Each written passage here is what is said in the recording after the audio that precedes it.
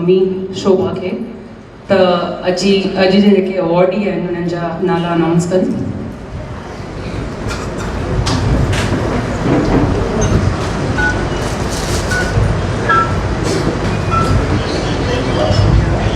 जीअं त असां 31 तारीख़ दादा जे वर्सीअ ते 2 इनाम सिंधी शान अवार्ड खां 2 इनाम ॾींदा आहियूं। हिन साल असां चूंडियो आहे हिकिड़ो त मिस्टर लच्छू गेही खे, जंहिं 60 सालनि खां संगीत बैकग्राउंड संगीत जो कमु कयो आहे नाटकनि में, ऐं संगीत खां सवाइ बैकग्राउंड में कुझु संगीत खां सवाइ कोई नाटक ई कोन्हे। इन करे संगीत न हुजे हा त नाटक अॻियां न वधंदा। 60 सालनि खां मिस्टर लच्छू गेही जेको कयो आहे असांजो कमु सिंधी थी करे चुपचाप में कमु कयो अथऊं। हिकिड़ो अवार्ड असां उन्हनि खे ॾियूं था writers artist and welfare foundation तरफ़ां, जेको असांजे दादा ट्रस्ट खोले विया हुआ ऐं चयो वई त हिननि खे वधाइजो ऐं कमु चालू रखिजो, अवार्ड ॾींदा रहिजो। त असां कोशिशि इहा कई आहे, कंदा रहंदा आहियूं। हुननि जी मां हिकु ट्रस्टी आहियां, जंहिंजे करे मूंखे एतिरो हक़ु आहे थोरो त भई ॾेई सघां थी। त ज़ोरदार तालियुनि सां मिस्टर लच्छू खे कयो। कंदारी अचो ही मिस्टर लच्छू गेही आहिनि, जिन 60 सालनि खां नाटकनि में संगीत जो बैकग्राउंड ॾिनो अथऊं ऐं बिना कंहिं ॻाल्हाइण जे, बिना कंहिं विढ़ण जे या कंहिंजे कंदा रहिया अथऊं। पर कॾहिं हिननि जो असां करे न सघियासीं क़दुरु, हिन करे हिन दफ़ा असां सोचियोसीं त भई हाणे क़दुरु कंदासीं असां। मां मिस्टर कंदारी खे मां चवंदमि त उन्हनि खे शाल पाए करे 21,000 जो चेक ॾींदासीं ऐं नंढी हिकु गिफ्ट असां पाण।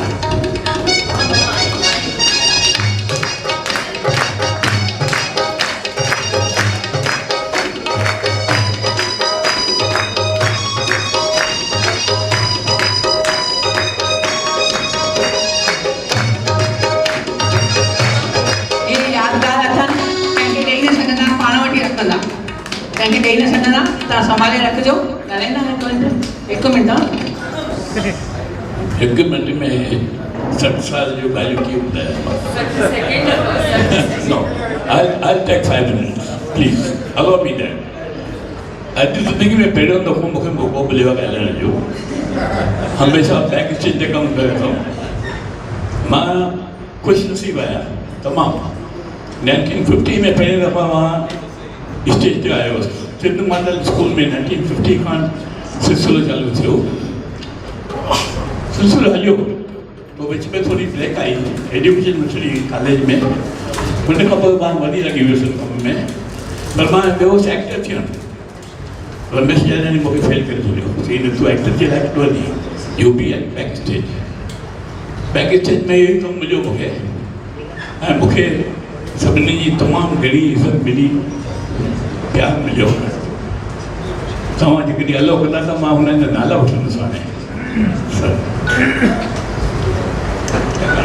इहो तमामु जे लाइ इज़त जी ॻाल्हि हुई। रमेश जानाणी, SP मेघाणी, मदन जुबाणी, आनंद मटाई, रमेश मेहता, शरद मक्तानी, गोविंद माली, जसवंत कुमार, अजीत वाछाणी, चंद्र राजासी, ईशू जागीदार was my first director, Kishan छैला, ऐं लास्ट में नीरू असरानी ऐं जूली तेजवानी। मां हुननि जो शुक्रगुज़ार आहियां। उन्हनि मूंखे तमामु घणी इज़त ॾिनी आहे ऐं अॼु दादा जे फंक्शन ते मूंखे इज़त मिली आहे, इहा वॾी ॻाल्हि आहे। छाकाणि हिकिड़ी ॻाल्हि तव्हांखे बि ॿुधायां, असांजा नाटक जेके बि थिया हुनजी जनम आस्थान सीता सिंधु भवन आहे। असां जॾहिं ड्रामो चालू कंदासीं त घटि में घटि 2 महीना कमु कंदासीं हुन मथां। 3 महीना असांजो आस्थान सीता सिंधु भवन में। मां त कॾहिं कॾहिं मुश्किल थी, हिकु दफ़ा दादा खे मूं चयो चई कीअं थो लॻे लच्छू? मूं चयो दादा तव्हांजो जेको सीता सिंधु भवन आहे असांजे ड्रामनि जो मैटर्निटी होम आहे, सभु हिते ई आयो आहे।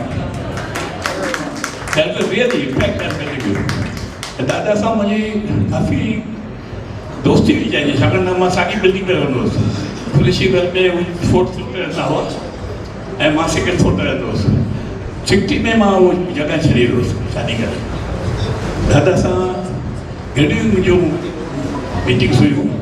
मूं शोभा खे चयो आहे भई कॾहिं गॾिजी करे I can tell you what a wonderful man he was.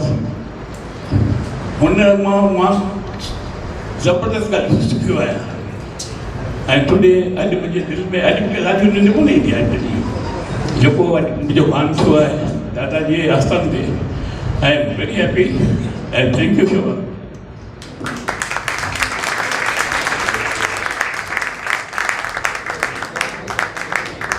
असांजो ॿियो अवार्ड आहे मिस्टर नरेश गंगवाणी खे।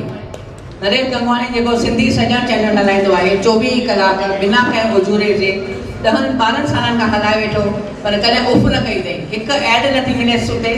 तंहिंखां पोइ बि हू सिंधी सॼण चैनल हलाईंदो रहंदो आहे, 24 कलाक ई हलाईंदो आहे।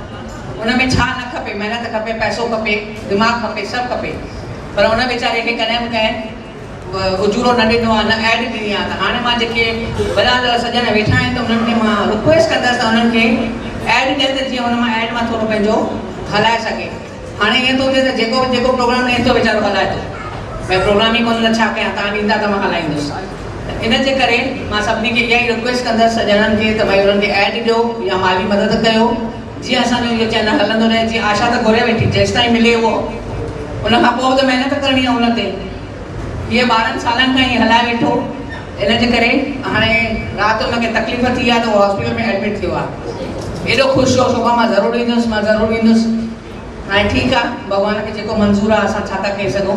त हुननि जी मिसिस आई आहे, मिसिस नरेश गंगवानी आई आहे, चई मूंखे वञिणो आहे हॉस्पिटल, हिनखे भई जल्दी करे।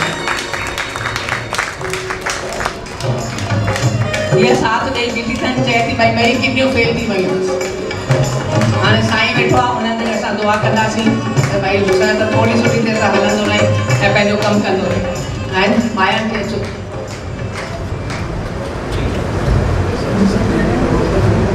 हा, संडे ॾींहुं उहो राति वियो आहे, अञा टियों ॾींहुं मूंसां ॻाल्हायईं त चयो मां ईंदुसि ज़रूरु।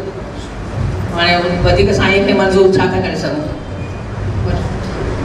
हीअ मिसिस नरेश गंगवानी आहे।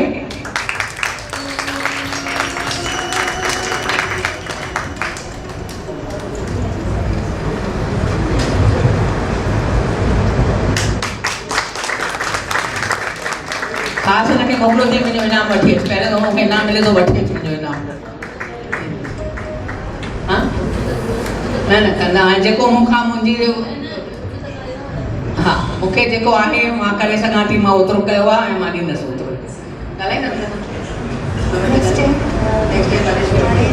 जल्दी वञा थी हॉस्पिटल।